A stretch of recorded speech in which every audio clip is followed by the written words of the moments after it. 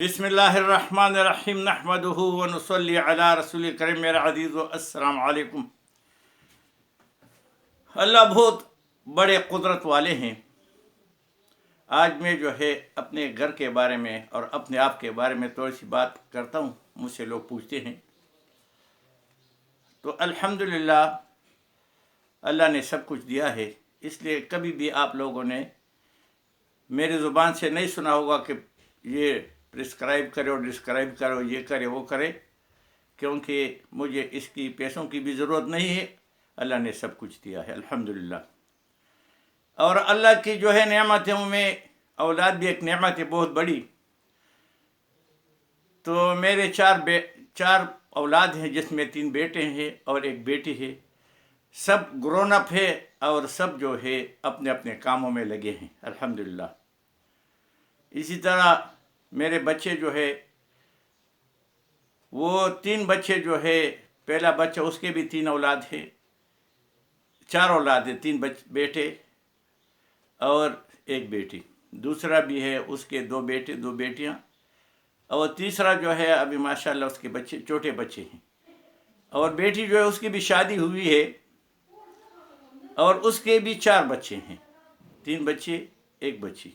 बस अल्लाह ने सबको 4-4 में तकसीम किया। ये अल्लाह की कुदरत है। हम भी हैरान हैं, आप लोग भी ने सुनकर ये हैरान होंगे। तो अभी मैं इसलिए ये तफसील बता दिया कि मैं अभी आपको एक बात बताता हूँ। ये उसका तमहीद था। तो मैंने 24 साल बाहर मुल्क में यूएई की एयरफोर्स में गुजारे हैं। बहुत लंबा चौड़ा उम्र था और अल्लाह ने बहुत माकूल तनख्वाह दी थी और अल्हम्दुलिल्लाह हलाल की कमाई थी और उसमें अल्लाह ने बहुत बरकत डाली है। तो आज से 20-22 साल पहले मेरी बच्ची जो है, बता दिया कि एक ही थी, तो उसकी शादी थी।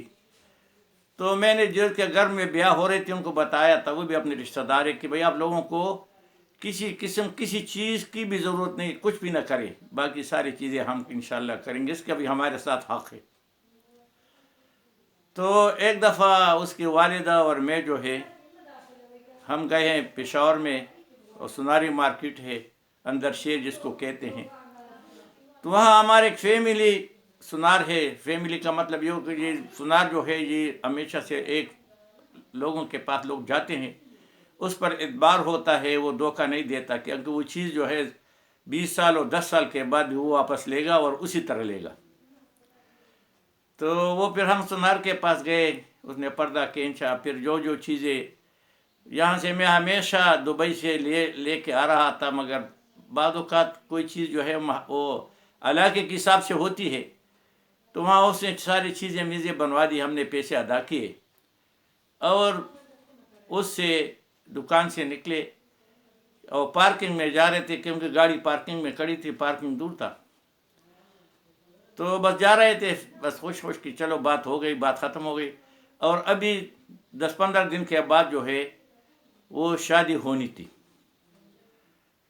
जब ऐसे कोई 100 फुट या 100 गज के करीब हम आगे रोड पे गए बाज़ार में, तो अचानक मैंने वैसे पीछे देखा कि मेरे पीछे बीवी आ रही, कि न जब देखा तो उसके आंसू जो बह रहे। मैं एक दिन खड़ा हो गया एकदम कि भाई बात क्या है, क्या हुआ। उससे पूछा क्या हुआ, कुछ बोलते नहीं, वो आंसू जा रहे हैं। मैंने सोचा शायद पेट में दर्द हो, सिर में दर्द हो, ये क्या हुआ, बहुत परेशान हुआ। और मैं पूछता हूँ आगे से, बस रो रही जा रही थी। वो जो लोग गुजर रहे थे वो सारे कुछ ना कुछ खड़े हो गए कि भाई ये क्या मार रहा है।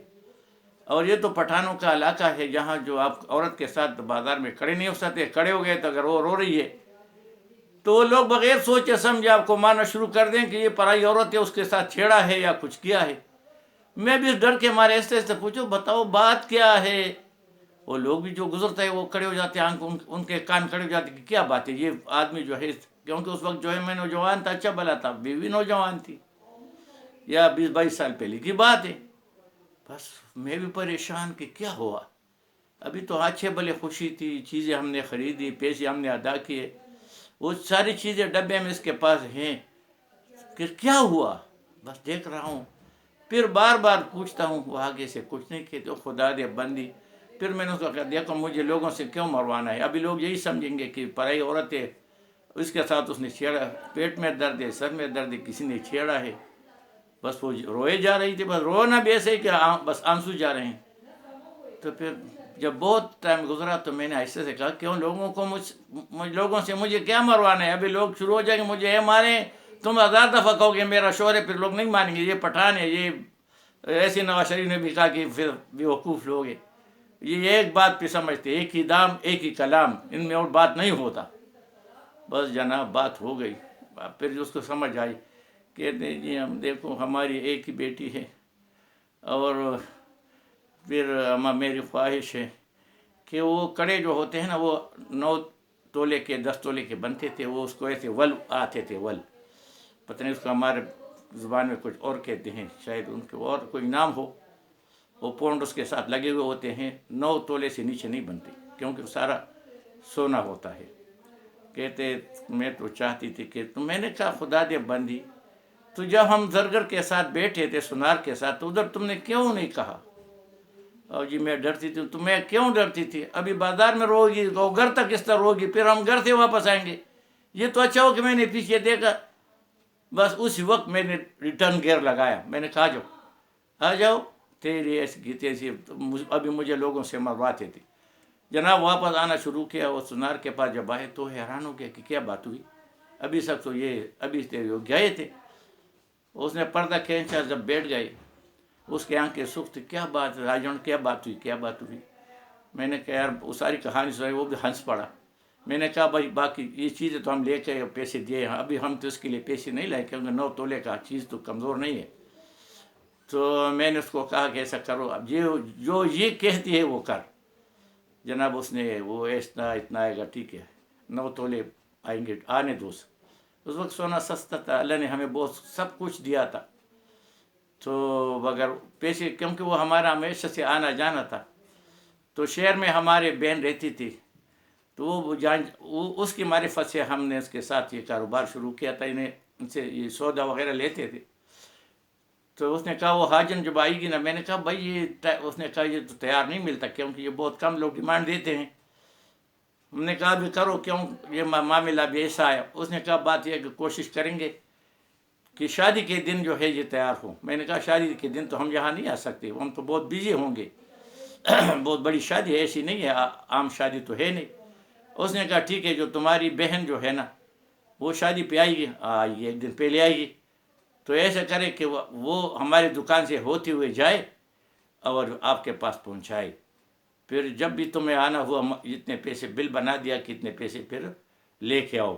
میں نے کہا ابھی شادی تک تو میں بالکل فارغ نہیں ہوں، شادی کے بعد دیکھا جائے گا، چلو آپ نے یہ بھجوانا ہے۔ اور واقعی ایک دن پہلے ہمارے گھر وہ بہن ویسے بھی شادی پہ آنی تھی، اپنے ساتھ لے کے آئی۔